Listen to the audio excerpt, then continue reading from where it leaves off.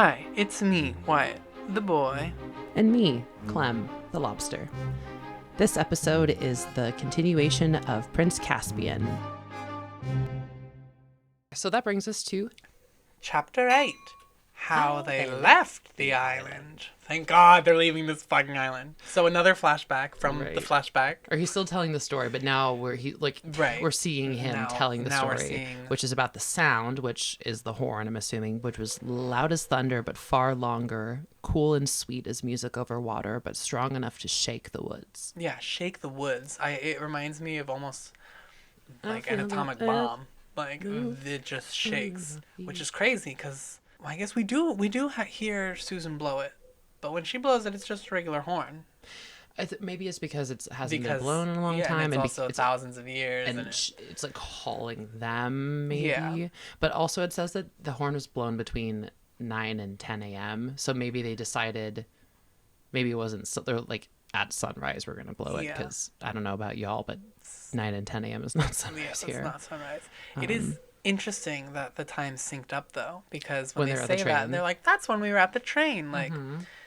But the timelines don't run at the same time, but so the days also can't run at the same time, like the same length. An hour's not an hour. I mean, maybe it's like that thing, like, you know, flying back from Australia, you get back at the same time on the same day. Yeah, okay. Maybe it's one of the, maybe it just happened to, but like... In the first book, I think it also does that. At nighttime, they go in and it's night, and if it's not, it's not. I think it's just a magic thing, probably. Just chalk it up to magic. But basically he's like, I was tired and I wasn't being careful, and he gets caught by a pompous old fool within like a little castle that was like one of Miraz's strongholds. So that's why I was like, he's not like these aren't like warrior soldiers, these are just like militia dudes who are just, you know, being Nazis because they can be. Here's a dwarf. But he wonders why Caspian hadn't blown it sooner, it says. So maybe I think we might find out later why. Yeah, it wasn't before that. Because I read that, and I thought that it was more of like, he felt the magic, and he was like, why didn't he blow it sooner? But now thinking on it, I'm like, well, no, because it was 10 a.m. So he's like, why didn't he blow it at sunrise? Yeah, okay. Yeah, well, I guess we'll have to circle back. Yeah, and Trumpkin doesn't snitch. Like, he doesn't tell them anything about his plan, which is great, and also probably why they're just gonna kill him. Cut to my favorite quote of this book. Oh my God! Lobsters and lollipops. Lobsters and lollipops. I said that episode title. I know I said something earlier that I thought would be a good episode title, but lobsters and lollipops. Honestly, well, and I guess like this dude, he didn't want to just kill him. They wanted to do a grand execution by the ghost in a full ceremonial way, which in my head is just a Florence and the Machine music video. It's just that. Yeah. Oh, 100%. And yeah, I mean, I guess like they're talking about like being called from one world to the children are talking about being called from one world to another, and they discuss Arabian Nights and the way like the jinns or the genies are being pulled, and like how you call them from the bottle. Yeah, and how now they have a new perspective. But it made me think, like, it's always the people from our world that are doing the calling. It's a strange thing to think about, that the magical world is gonna call in the non-magical people. And they're like, oh, we're happy to be here if it's what Aslan wants. And I'm like, do you want to be going to school? But like, the kids are kind of not sure what to do. But like, Trumpkin is prepared to tell Caspian that no help came. And Lou calls him stupid because he doesn't think that they're the great warriors. And they all get offended, and Ed goes on the offense before, you know, Pete's able to pull him in without apologizing. And they're like, you know, they say they should just give it a shot, and they put their armor on, and that's impressive to him. Peter has a little plan when they go to do the armor, and it's like, he doesn't think they'll be helpful because they're children, and honestly, sure, that's valid. Yeah, and they're like, you know, because the stories and the stories of them were when they were a bit older. Yeah, like the War of the Roses and things like this, where they were a little bit older. But also, on the other hand, the base story of them is when they are children. Yeah. But because they were older, and maybe the older ones, it's one of those glass to diamonds. Like, they all thought they were older because children wouldn't be able to do that shit. Children can't defeat the White Witch. No, but it turns out the exposure to Narnian air is bringing back skills and memories. So I love it. It's such a cool concept. It is, but also talk about time wasting. They should be heading towards the reason they were called, but instead Ed decides to challenge him to a friendly fencing match, which he wins. And then Susan does a shooting match with apples. And then we realize his shoulder's injured, so Lucy gives him some of like her boo-boo juice. And then he believes that they're the royals after he gets healed by magic. But not when he loses the fight, and not when he loses the arrow thing. Like, right. Well, also because Susan's like, oh, that apple you shot was just as good as mine, because like Susan's the type of winner that I am, where it's like it doesn't feel good to win. Yeah, it says like she didn't want to beat him because he had already just lost to Edmund, and it's like losing twice in a row doesn't feel good. No. Yeah, talk about the games I've thrown so people feel good about themselves. But they're far away from where they need to go. About 2 days journey. Yeah, so good thing they waste all that time. But like, seriously. And Edmund keeps referring to Trumpkin as our dear little friend.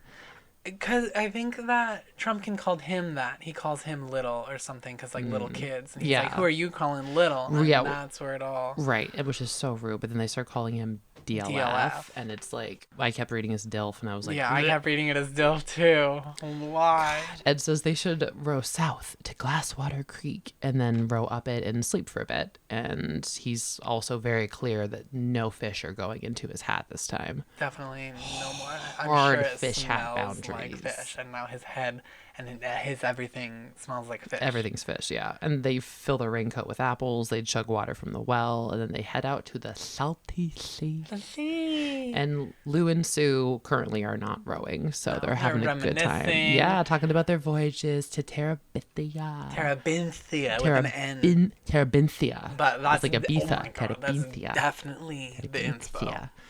Oh, you totally. Can't. Like, I know that I've been on that bridge. I read about that bridge. They're reminiscing about Galma, Seven Isle, the Lone Islands, and their ship, the Splendor. Splendid. Splendor? I have it splendid. Splendid Hyaline. Once again, I'm assuming you're correct, and I didn't read it. It's the end of chapter 8.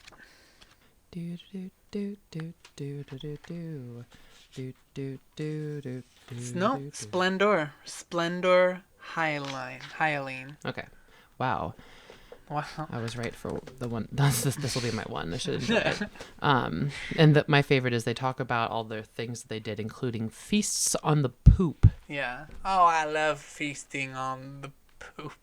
Like, yes, we know it's called a poop deck, but if you're going to say feasting on the poop deck, maybe don't drop the deck of it all.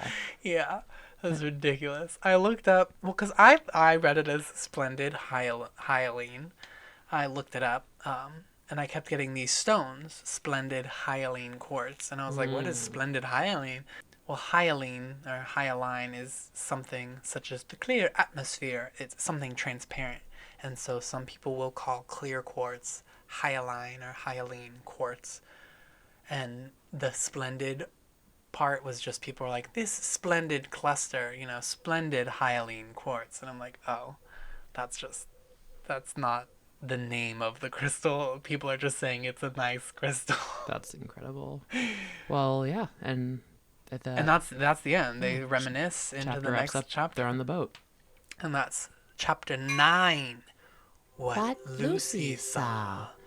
This reminded me of a chapter title from The Lion, the Witch, and the Wardrobe. But it's not it's something what Lucy saw there, or what Lucy something there. What Lucy found there. What Lucy found there, yes. That's what it is. He does that a lot.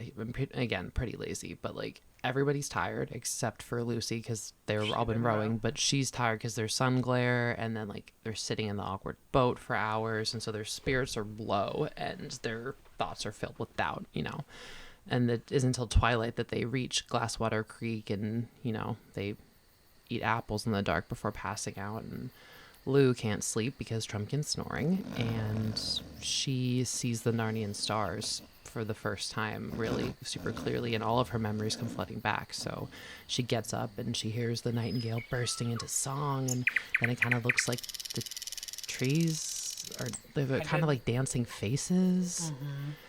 And I wrote down what she says to them. Well, I have a note about the stars real quick. Yeah.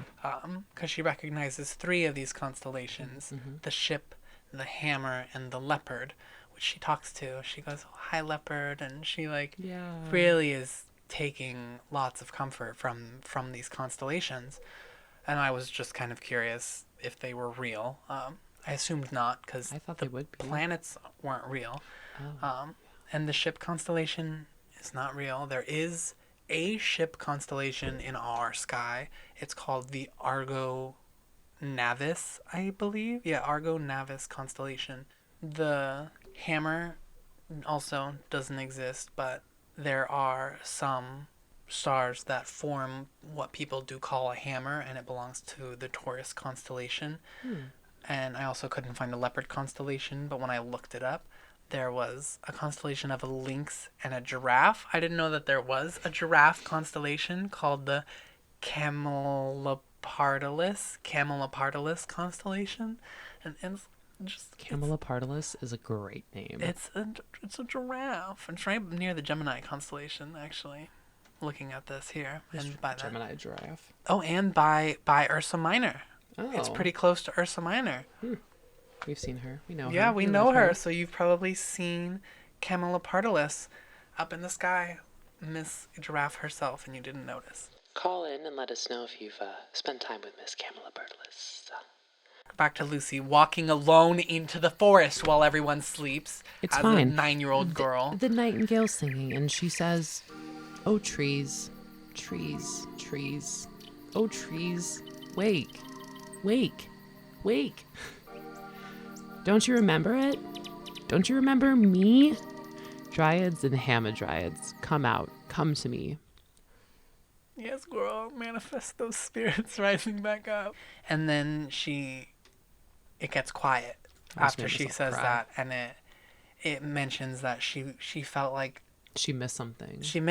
Like something almost happened, but maybe she said the wrong word, or she didn't say one word right, or she said them in the wrong order, and that part made me want to cry so bad. I mean, I was definitely crying during this part. Just she's just so pure, and part of me was thinking, like, when she said, like, "come back to me," like, that's what did it, because it's selfish of her to want them to come back for her.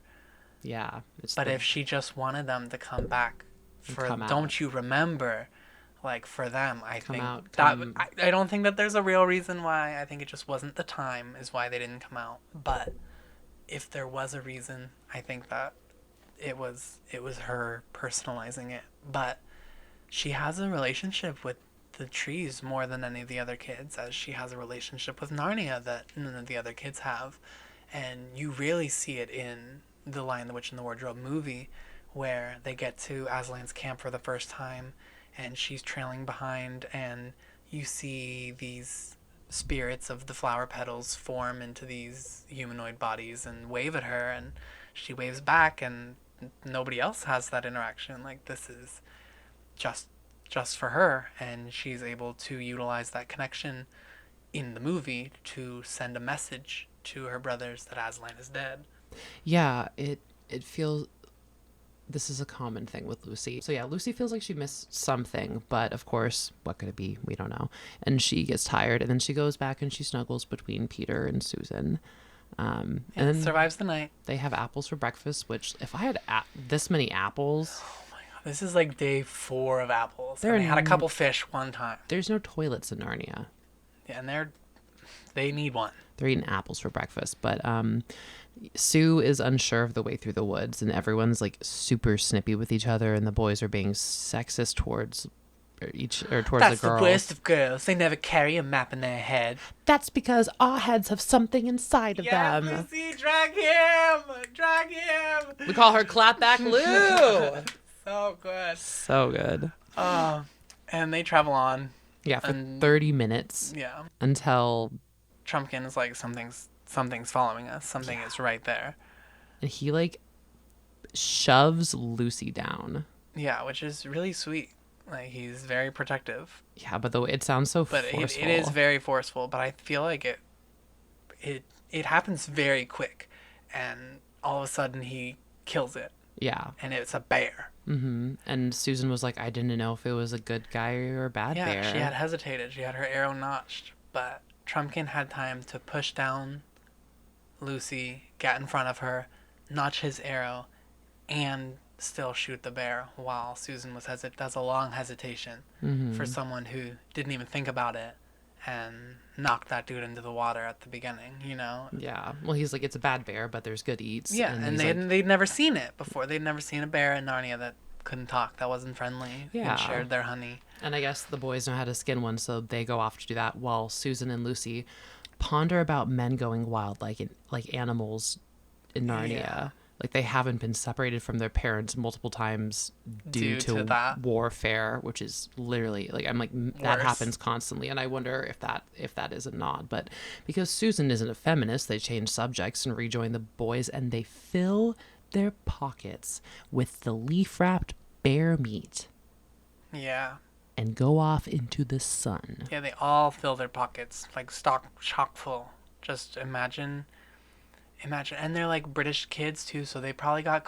I picture cardigan pockets, so there's like fuzzy fur, and you're like stuffing your little cardigan pockets and your pants pockets, front and back, and your little chest pocket on their button-up shirt because they're schoolboys. Like, every pocket is full of leaves and oozing bloody bear meat. And an hour later is when we pick up. Hour later. How long does bear meat keep? They've been walking. They're not going to eat warm. it now. It's summertime. It's hot. And they're wearing chainmail. Yeah, oh my God, it's literally cooking it. Yeah, and Peter regrets taking them in the direction because he decided to go that way, and we get they feel like they should have been there by now. Like, they're not. It's not feeling familiar anymore. Hubs and tortoiseshells. Yeah, they're starting to panic, and then a precipice. Mm-hmm. Well, they're unaware of how they're like, we don't know where we are. But then Lucy, Queen Lucy, she sees something. Well, she spots a lion. Excuse me, the lion himself. Yes.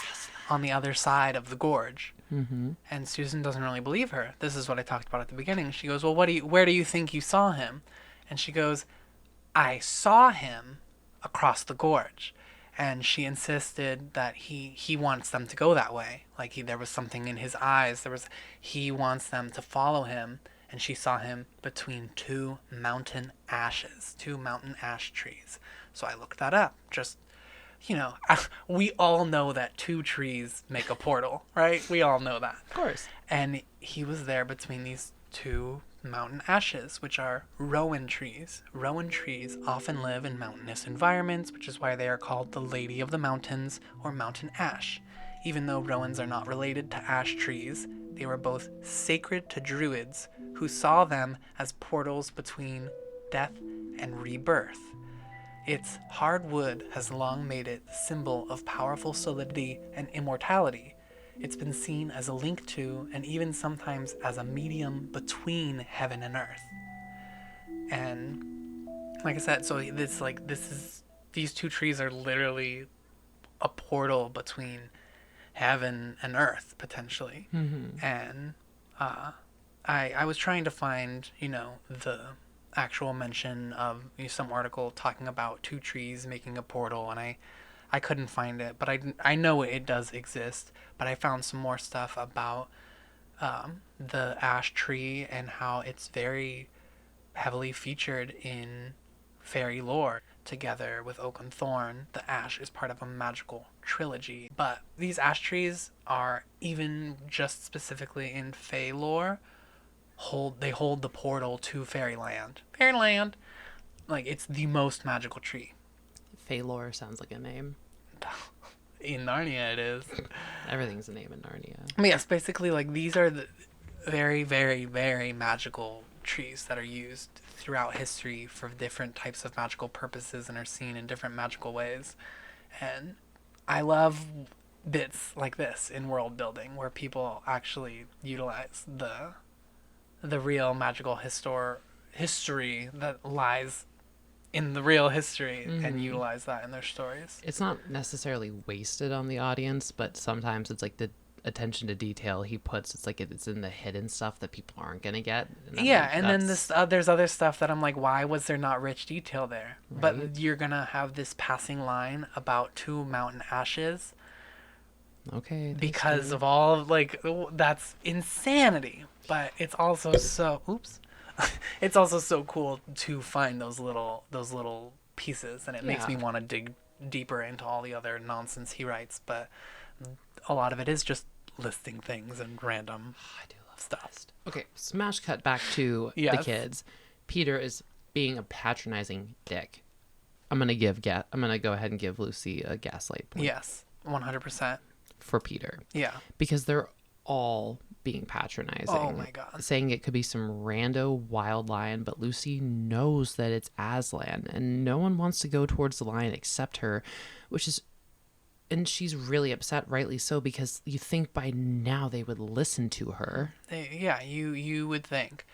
Edmund does, though. Edmund, he gets his full redemption. I know I gave him his public apology at the beginning, but this is like, he even goes the step further. He says, like, when we came here the first time, I was the worst. I didn't believe her and actively made you not believe her. Like, I'm standing with Lucy in this moment. And he does. The whole time he says we should go where Lucy wants to go. But Peter gets the last vote, and he votes to... Well, Sue flip-flops in that moment. She's like, well, what do you think, Peter? Yeah. And after she had just been naysaying. Yeah. And then Peter says Trumpkin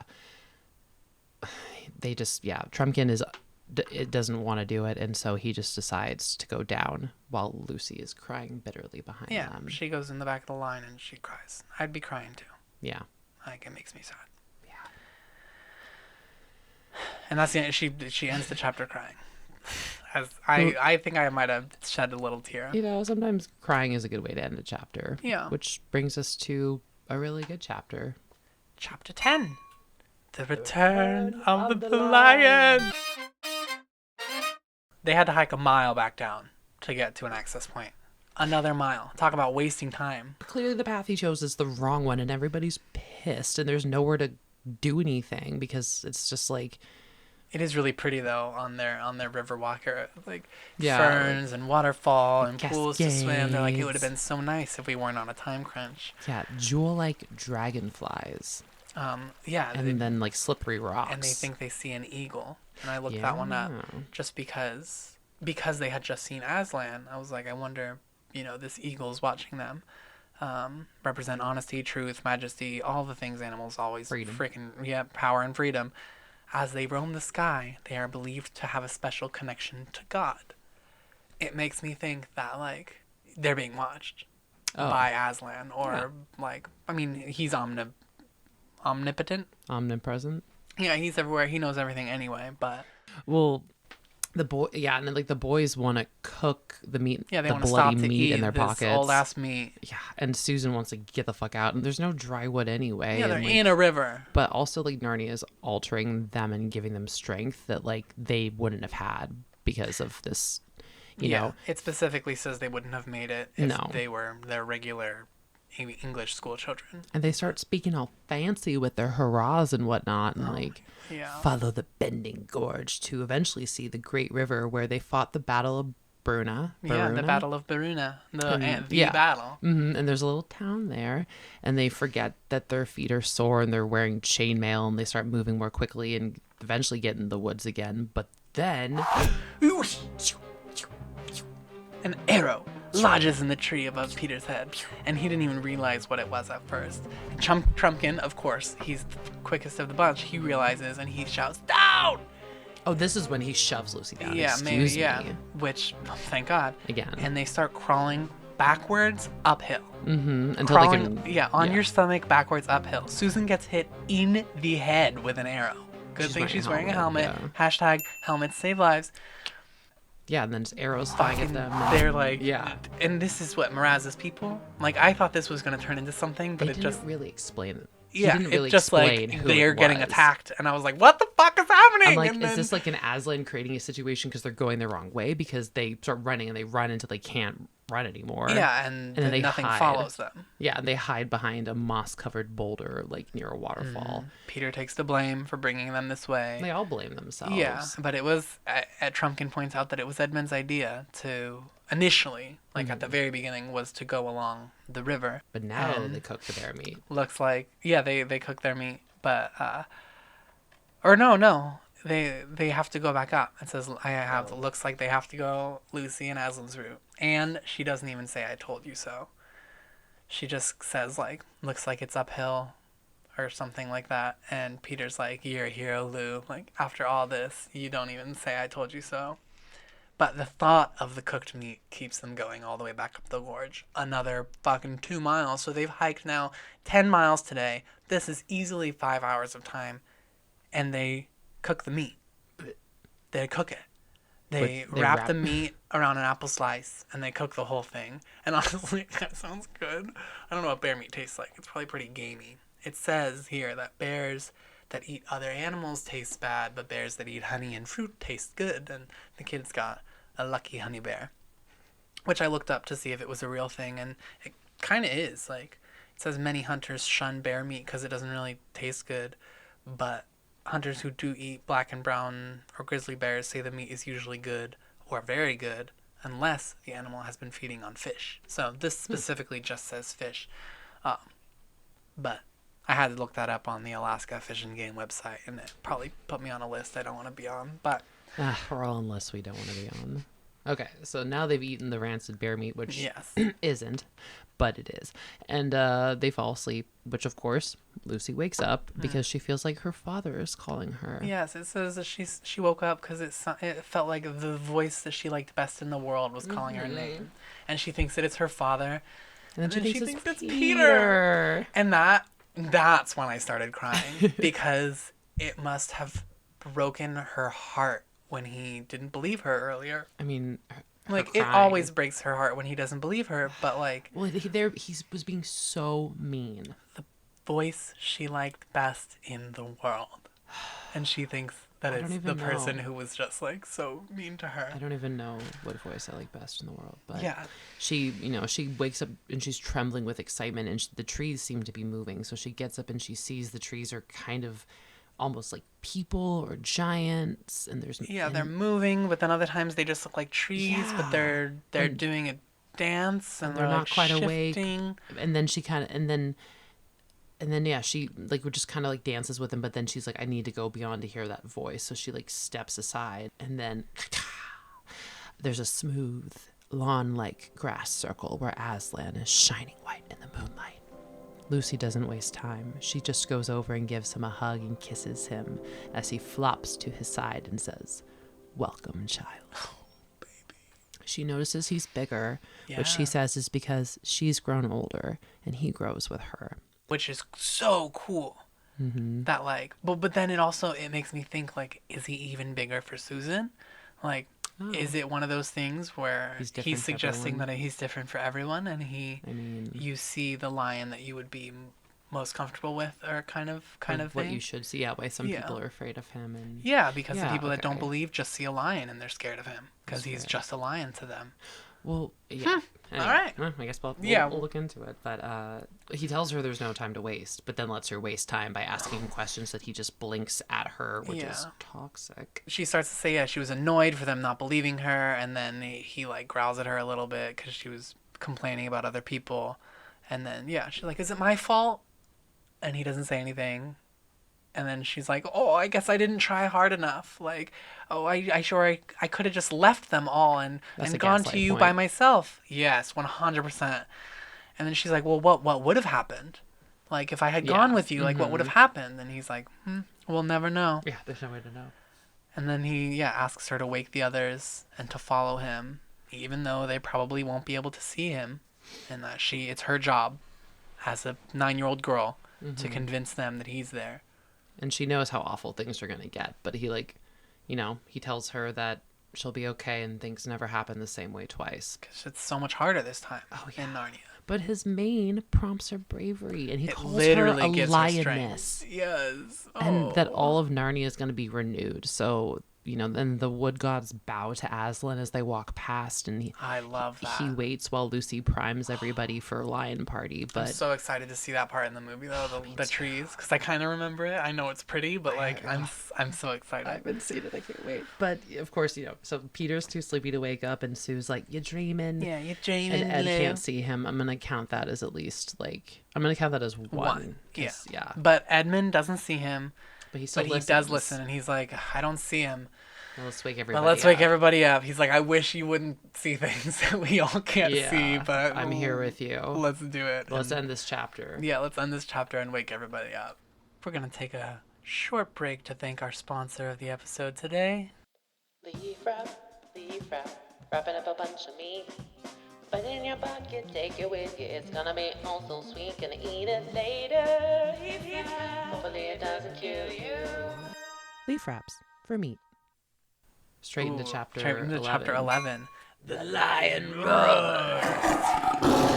So, Lucy repeats her story for the umpteenth time, but everybody still can't see Aslan, least of all Trumpkin, who is totally against it. And again, Lucy's always right about these things, but she kind of starts to panic, I think, because they don't believe her, and Aslan's like just waiting there staring at her, and she knows that it's her job to make them follow her, and so she's like, I'm gonna go without you, if you don't go with me, I'm just gonna go, because she's utilizing the baby card. I've done this as the youngest. Yeah, and Ed is on her side, and Peter gives in, but Sue is being a total brat. She's being so rude right now. She's like, well, what if I played that card and I said I'm not going anywhere, right? Ever.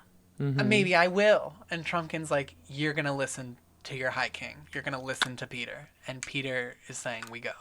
Right. And so she's the grumbly one now, and Lucy is silent and follows Aslan, who at this point is invisible, just kind of takes them into the dancing trees. We had cobbles and kettle drums. He thinks they're going to die on this night hike. He's like, we're going to walk off a cliff or some shit following this little girl. Well, then he goes a spot, disappears off a cliff, which freaks Lucy out. But then she's stoked because she can see where he's going, and Edmund sees his shadow. Yeah. It reminds me of a leap of faith kind of moment, because he's leap of faith.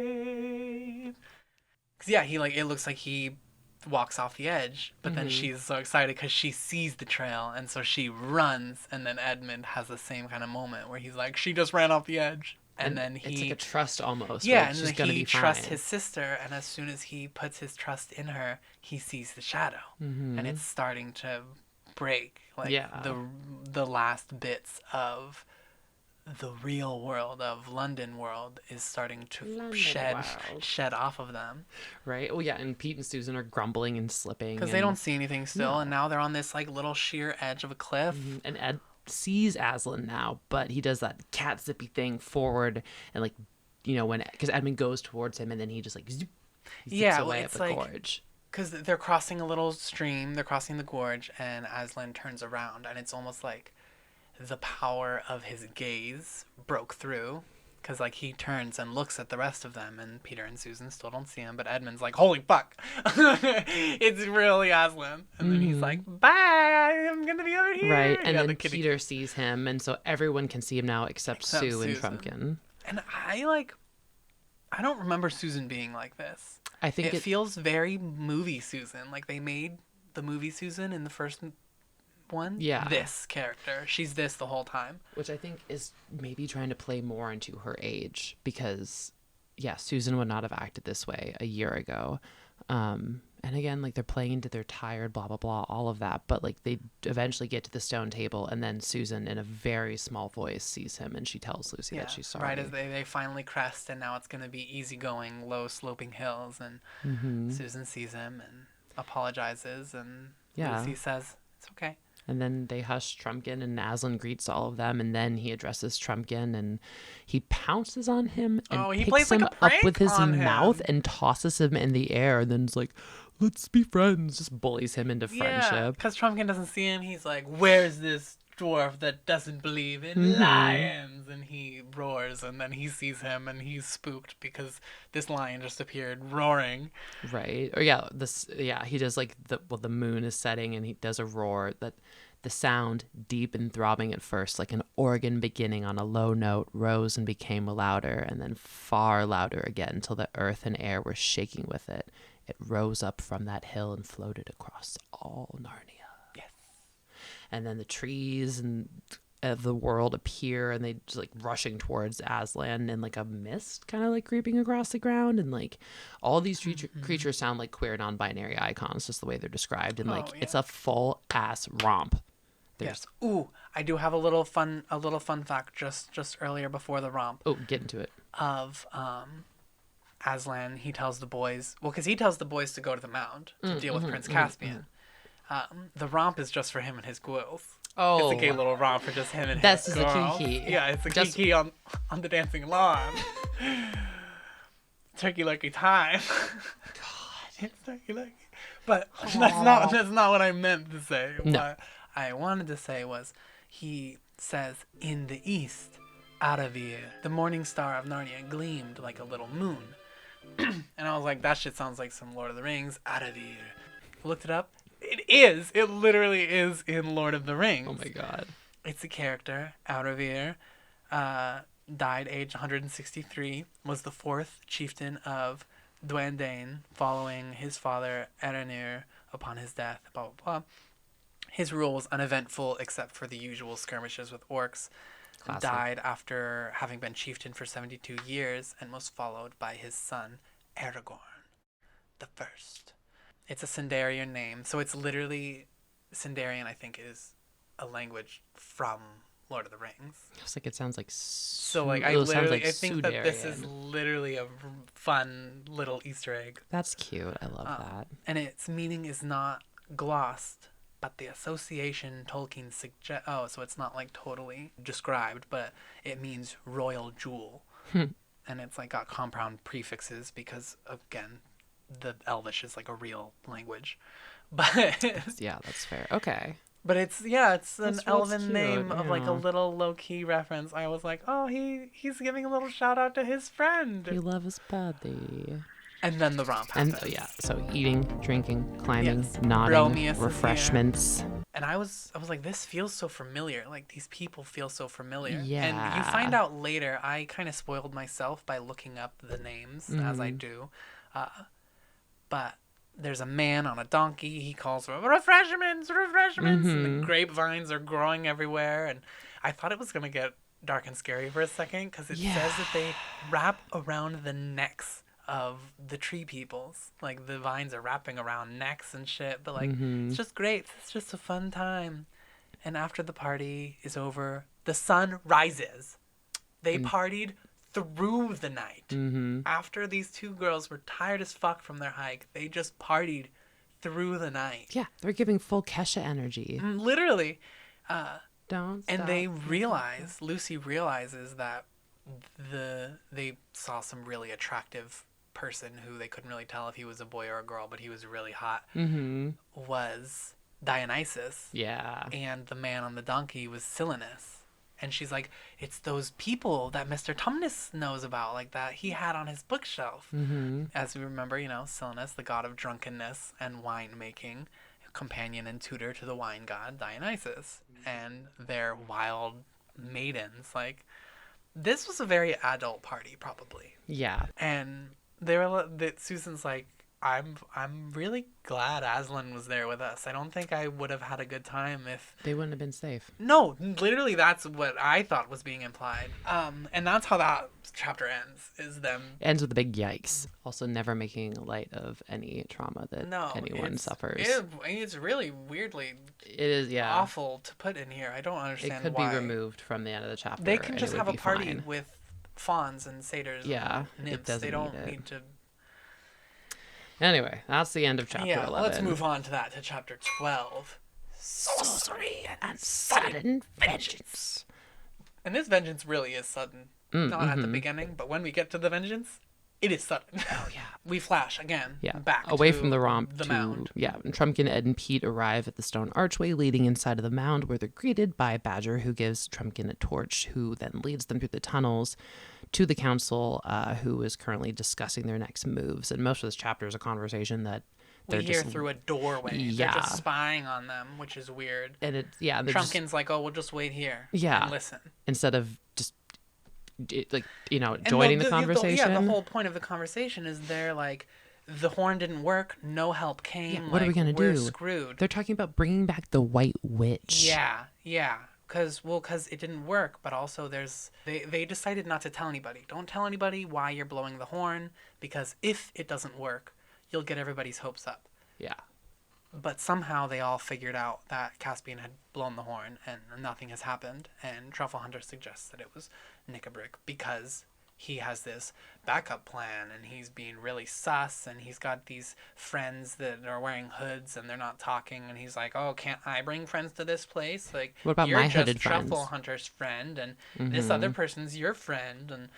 And, he's being so fucking weird right now. Well, and then they get interrupted by a hag and a wolf boy. Yeah, well, we don't really know that it's a hag yet. A haggish wolf boy. Yeah, it says that like Cornelius catches on to them, but they don't. It just is like a gray voice and whatever. Yeah. Well, and then that turns into a big fight. Yeah, it's quickly. Which like most of them is quickly over. Yeah. Boom, boom, boom. It says there's no more beavers in Narnia. It says that there's no more beavers in Narnia. The White Witch, like, were Mr. and Mrs. Beaver the last two beavers? Because what? Like, what do you mean there are no more beavers? It's a damn shame. I have the treason of it all. Written as just one note, the treason of it all. Well, so, wolf boy hag is... Whoever heard of a witch that really died, you can always get them back. Like, oh my god, it literally sent shivers on my spine when the hag said that shit. I hate that. And attack. And then introductions are made after that, and, Caspian. Yeah. Prince Pete. King Caspian. And they realize that, Nickabrick is dead, and Caspian has been bitten and is bleeding, and they... Bitten by a werewolf. We're just not going to talk about that. That doesn't turn into anything. He's king. It's a king bite. Yeah, and then they share bear meat and cheese and onion, and they drink some water, and ta-da, friendship. And he loves ending a chapter with breakfast. Yeah. Very quick chapter. Yeah, they go to sleep, and then they wake up, and they have breakfast. And that's the end of the chapter. And now we're on to chapter 13. The High King in Command. So this is just Pete and Casp discussing plans as they wait for Pete's sisters, and Dr. Cornelius writes this long ass page, which I have it's a basically note to read it, but it's a glove slap. It's really lots of full of legalese, basically. And confusing, which essentially is just them being like, you're a bitch, this land doesn't belong to you, and we're gonna send you King Edmund. Yeah, I have too long didn't read. 1v1 challenge to prove Caspian is the rightful king and that Miraz is a treacherous asshole. Yeah. Yeah. And then they show up with they send Edmund Centaur Giant combo, and Miraz's army doesn't know what to do, but of course their egos are bruised because of this letter, and they fall into the trap, which is the letter. Well, it almost seems like Miraz would have fallen into the trap, but his two advisors form their own trap before then. They see Edmund and they're like, they call him kinglier than Miraz himself. And they start planning this coup. Yeah, they Gozel and Glozel and Sopasane. Mm-hmm. I don't have their names yet, but Sopasane. I was like, Sopasane. Yeah, if Miraz wins, they win the war. If not, they think that they can win it without the king. And then I'm like, what, are you both going to be king? Are you like gay couple king? What is this? Best friend king. And can we have 1 point? Can Miraz get one gaslight point? They gaslight Miraz into accepting this combat 1v1. They call him old. They're like, I get it. I would be scared to fight this dude too. And he's like, I'm not scared of him. I understand you're a scared little bitch, and that's totally fine. Like, I wouldn't really fight him if I were old like you either. Like, he's in his prime, and you're on death's door. Like, it's a trap. It's manipulation. It's just It's exactly what he deserves, basically. 100%. Like, you're bad, you have bad people, whatever. So he accepts this 1v1 with he says, Peter. Let's go. So Ed's crew returns. They decide that they're going to fight at 2 p.m. and they're going to have lunch at noon, giving proper time for digestion. Yes. It's literally the whole chapter. Yeah. Well, they pick their refs, basically their referees, yeah. and Peter gets approached by the oldest bulgy bear, which I think all the other ones might have died. I think they lost some bears in the war. They only mentioned one. Yeah, and he asks to supply himself as a marshal of the list, and Trumpkin's like, don't let him, he's gonna fall asleep and suck his paws in front of the enemy. So cute though. Bitch, I ain't out here sucking on my paws. Fuck you. He was though. He sucked on his paws later. I mean, we've all sucked on our paws. Yeah, but... who hasn't sucked on a paw? Yeah. But they pick out their refs, and it's surprise, surprise, the centaur, the giant, and then the bear. He wins the bear. And we get to, these chapters really are just like boom, boom, boom. We're trying to get to the battle. Oh, yeah, because now, this is the laziest title for Chapter 14. How all were very busy. We're all very busy. Yeah, so everyone's just watching Mraz. Yeah, Jason Mraz and Pete Davidson are just fighting like a cage fight, basically. Yeah. And the fight begins, the crowd's like quiet for a second, and then it's just like, get him, and like stab him. there's poking in a stabby, and then Mraz trips and doesn't get up. Yeah, he trips, and they agree to arrest, and then they come back, and then there's another moment, and he trips and falls. Peter hesitates because he's like, oh, he tripped, let's wait for him to get back up. And in that moment, Glozell and Sobspian, I don't know, Sopisayan? they jump into the ring, and they're like, treachery! Right, yeah, and another random guy goes with them. It's like so crazy, though. Everyone's watching, like, they saw what happened, but they're banking on the fact that their shouts will surge the people that can't see forward, and then the war Serpentine. will start. Yeah. And they would have just killed Peter right away, but he's able to get his bearings only because Glozell has to actually kill Mraz. Pause to stab him for good measure, and like he gets Peter makes quick work of him. Yeah, gets him under the leg. He swipes him under the leg, and then he falls, and he chops his head off. Yep. Like, what? I thought this was a kid's book. He just not for that. Lopped his head off. Well, and then Edmund joins, and the whole Telmarine army rushes them, and the centaurs and the giants and the dwarfs, and everyone's joining, especially the mice. The mice doing the most work. And then like they force them into the woods, and then the tree friends. Yeah, the whole forest comes to attack. Yeah, forcing them to surrender where the bridge of Baruna had once been, or rather should be. Right. Because they get to the river where the bridge should be, and there's it's no not bridge there. Yeah, the Telmarines are planning to run away, but we find out smash cut. Tricky flashback to early this morning with Azzy and the girls. And they had and Aslan had called the river god, who came wet bearded and crowned with rushes of water, saying, "Hail, Lord, loose my chains." Yeah, loose my chains. And then, I love that the bridges crossing the rivers are chaining the spirits down. I mean, I don't love it because it's very sad. Then Bacchus and his people splashed in the shallow water as great strong trunks of ivory came curling up all the piers of the bridge, breaking the stones apart and turning the hedges of it to hawthorn for a moment before collapsing into the swirling water.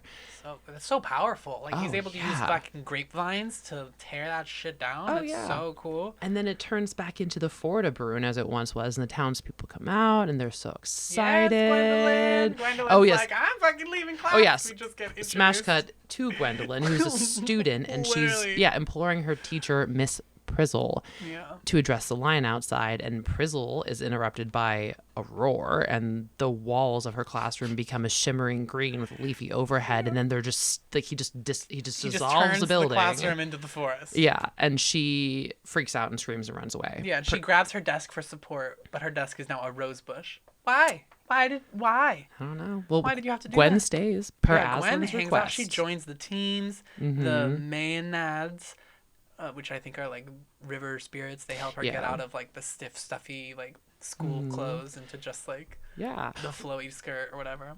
Yeah. Aslan calls her sweetheart. Yeah. Well, I mean, he asked her to join them specifically. Like, what an honor. Oh, but then, God. like, so many people are fleeing, and many animals break free of their chains and bonds to join the party, which I love that. is the best. And then they come across, then they're like, okay, well, let's do more things. And they come across a man who's beating a boy, and Aslan turns the stick the man was using, and like he turns it into flowers, and then the branch becomes his arm, and then the man becomes a tree. Yeah, turns him into a tree. This is some fucking Old Testament. Mm-hmm. When the boy laughs and he joins the party, and then they come across a town near Beaver Dam, which isn't the Beaver Dam, is the town of Beaver Dam, where they see a tired-looking girl teaching arithmetic to boys who looked like pigs. This is some Odyssey shit. Yeah, this is Cersei's Island. Yeah, and Aslan stops and looks under her window, and she says she can't go with him because the children would be frightened, and then the boys go to look but get turned into pigs, and then the teacher joined Aslan. Yeah. And then he's like, how about now? Mm-hmm. She's like, hell yeah, I'm fucking out of here. And then I mentioned in our very first intro episode things we were looking forward to, and I'm actually really excited because this is the moment that I was looking the most forward to. Yes. And I haven't been able to talk about it until now because we were saving it. But the party then goes to crosses the river once more, and they come across a child in a doorway crying because their aunt is ill and going to die. And Aslan pushes his head through the door of the cottage, which is knocking Susan and Lucy off, who we now realize have been on him the entire time. And it lifts the whole house up until it falls backwards and apart, with the woman just sitting in her bed. And she opens her eyes and says, "Oh, Aslan." Oh my God, I'm going to cry. She says, "Oh, Aslan, I knew it was true. I've been waiting for this all my life. Have you come to take me away?" And he says, "Yes, dearest, but not the long journey yet."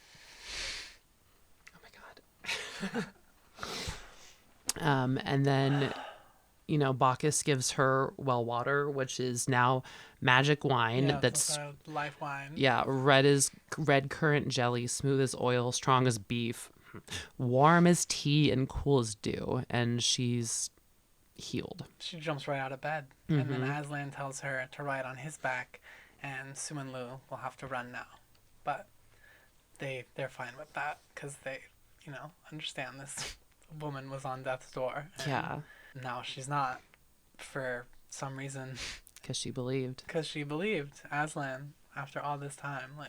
And he knew she was waiting for him. Yeah. And instead of taking her, he grants her more time. And they run down to Aslan's house, and they literally see that Peter's army had just overtaken Miraz's army. They won. Ta-da! They're celebrating, and we're not crying. You're crying. No, and the old woman. Do you want to read it? I don't know why I didn't write that. I think because I was too busy crying during this part. But it turns out that the auntie, the old woman that he saves, was Caspian's nurse who had taught him about Narnia. Yeah, I have it right here. Please. So yeah, Miraz's army stood, flinging down their swords, blah, blah, blah, blah. And the first thing that happened was that the old woman slipped off Aslan's back and ran across to Caspian, and they embraced one another, for she was his old nurse. Wait, she's not dead. And she was waiting for him, She was waiting. Yeah, she was waiting for him, and she was waiting for Aslan, and that's why I didn't want to mention it at the beginning, because it's probably one of the best things that happens in the entire book series, because a lot of these characters who do good things, they don't really get to, it's like, you get to see the promised land, but you don't actually get to go. And so Aslan saving her and taking her, even just getting to see Caspian, is pretty powerful. Yeah, he wanted her to have that first. Yeah. She deserved it. She deserved it to go that far and to do all that. And then if she didn't get to see Caspian's victory, the boy she raised, it didn't look like she had any other children. No. That was it. That was her boy. Well, if she hadn't been that positive influence, he wouldn't have cared. Been Caspian.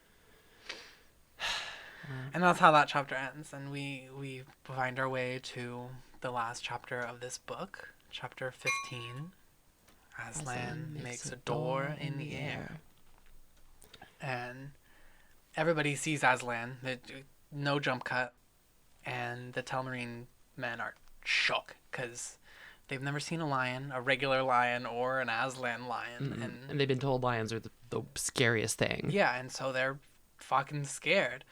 And the dwarves are even a little shook because they know he's coming as a friend in a helpful manner, but it reminds me of that genetic trauma.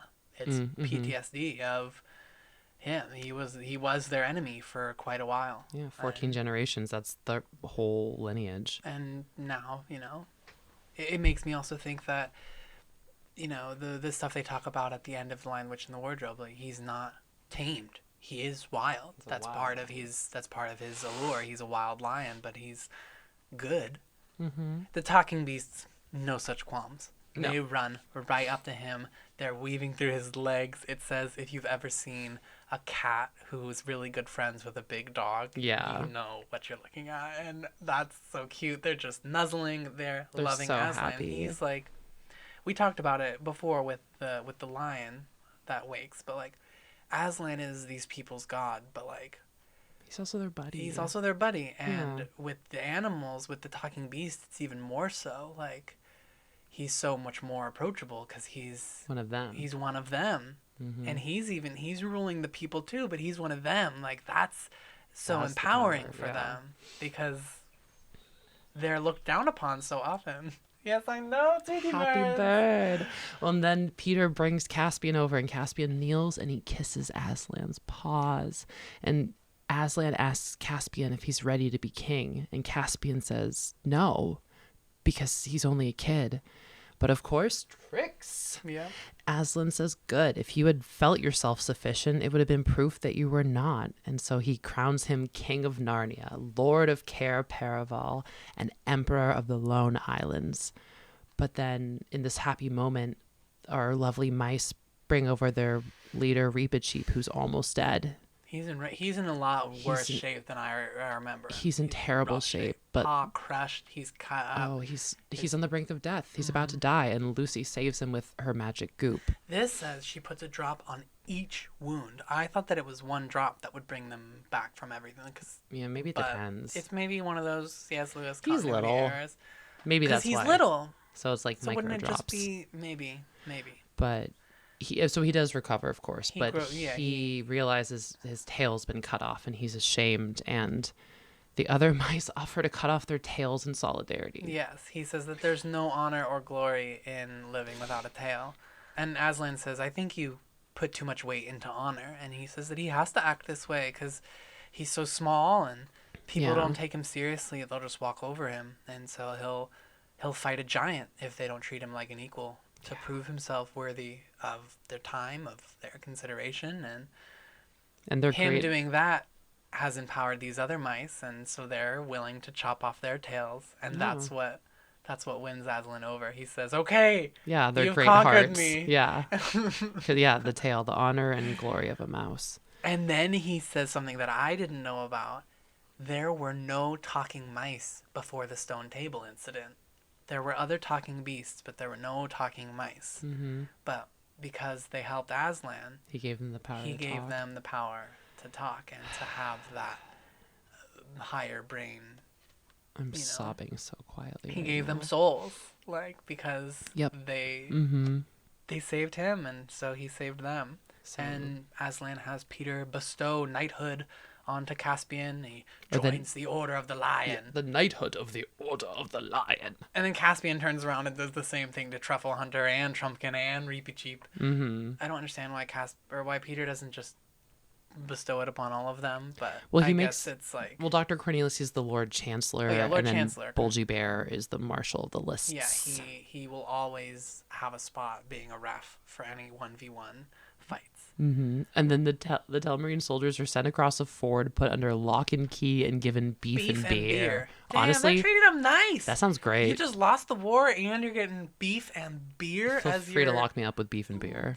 I don't eat meat, but if I just lost a war, give me the beef and beer. Because the nuisance is over. Yeah. And the trees are dancing. Everyone's dancing. They're eating fruits and cheeses and wines until they go to sleepy sleeps. Bonfire, baby. They have a fucking bonfire. But like Bacchus is back. But this quote after everyone goes to sleep.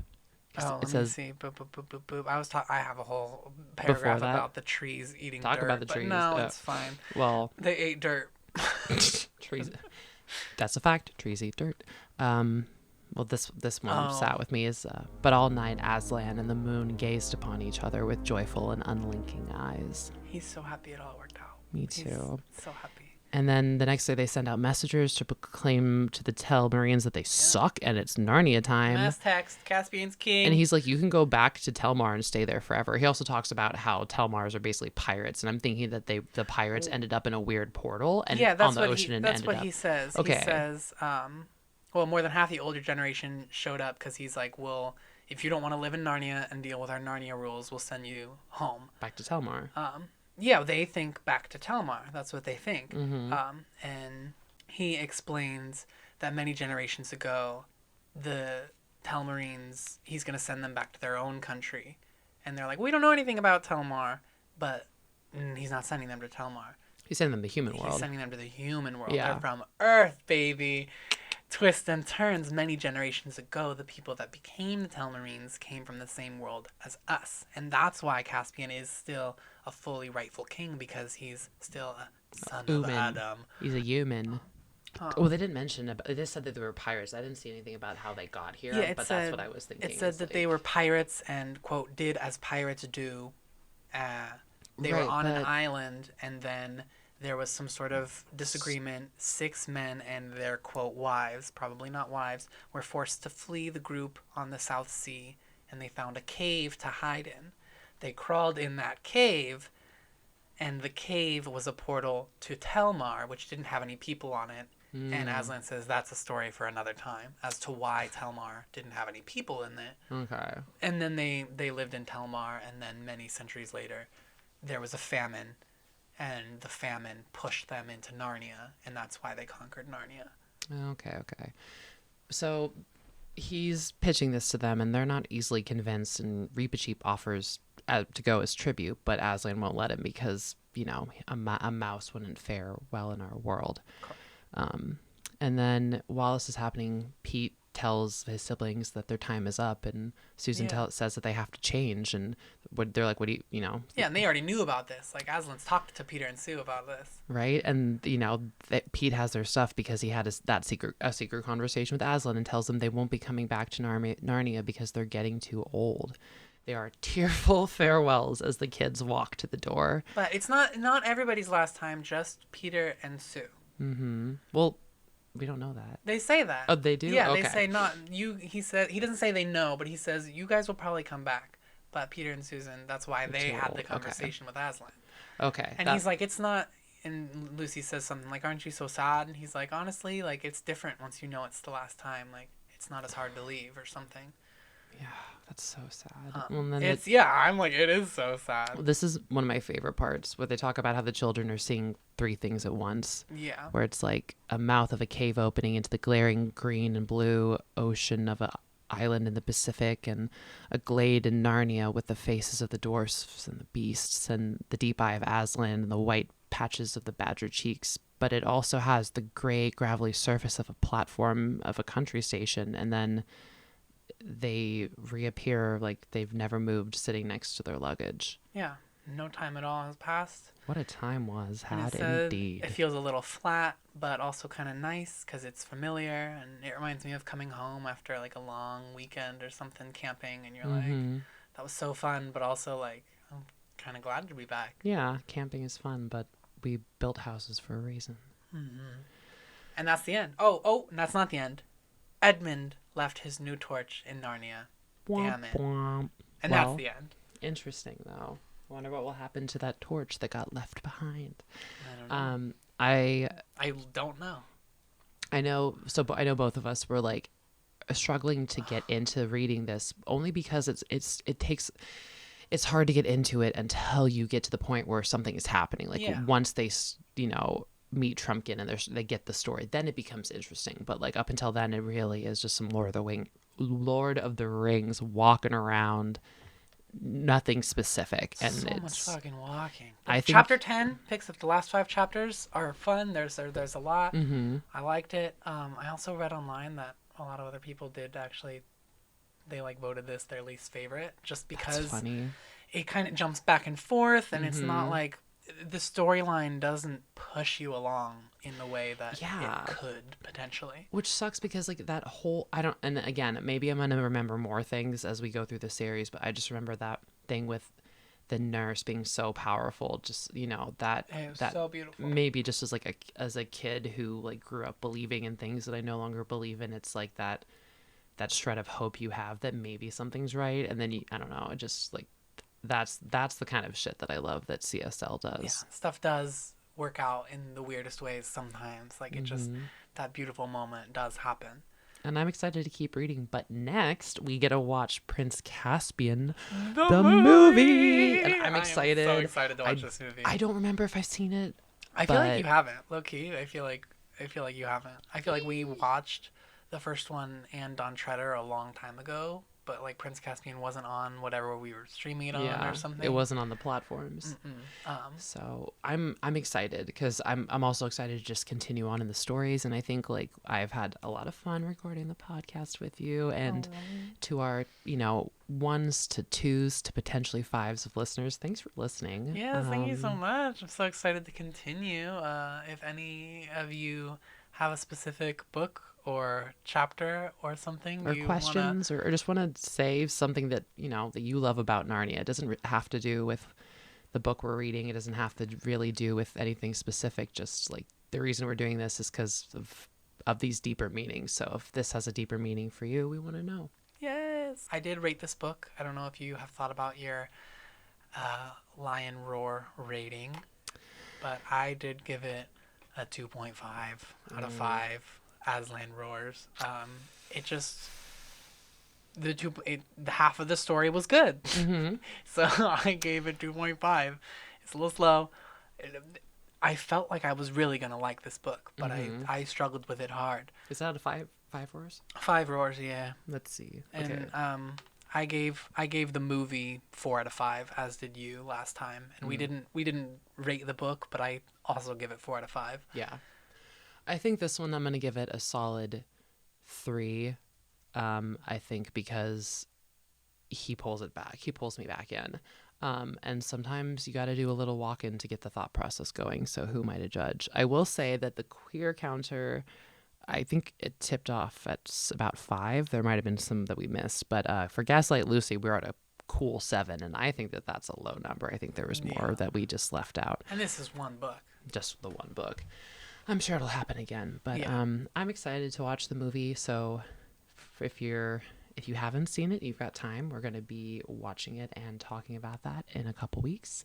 So excited. And, if you want to reach out to us with any of those things we mentioned before, you can reach us on Instagram, TikTok, basically anything, if we have it, is Lobster and His Boy, no capitals, spaces, or special characters. And if you want to email us, you could email us longer form theories or voice memos. That is lobsterandhisboy@gmail.com. Again, no spaces, no capitals, no special characters. No substitutions, extensions, or refunds. Thanks for listening to The Lobster and His Boy. I'm Clem, the lobster. And I'm Wyatt, the boy. See you next time. See ya. Bye.